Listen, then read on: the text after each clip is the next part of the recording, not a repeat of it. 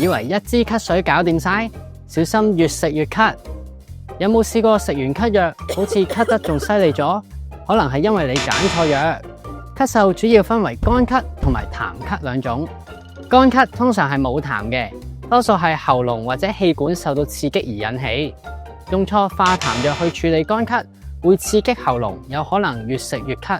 相反，痰咳就係有痰，咳嘅時候會感覺到啲痰棘住。乾咳同痰咳嘅症狀唔同，處理方法都好唔同㗎。揀錯配方唔單止冇效，仲有可能令咳嗽嘅問題越嚟越嚴重。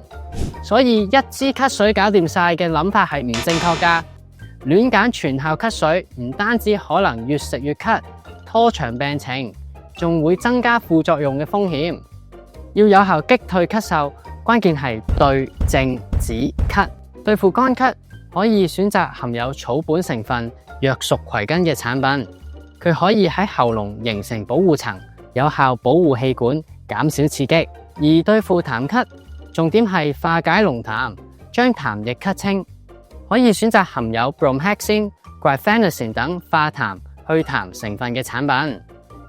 除咗最常見嘅咳水之外，仲可以選擇咳丸同埋咳糖配方，可以隨身攜帶，無論返工定去旅行都一樣咁方便。總之止咳止得 smart，先可以更快更有效。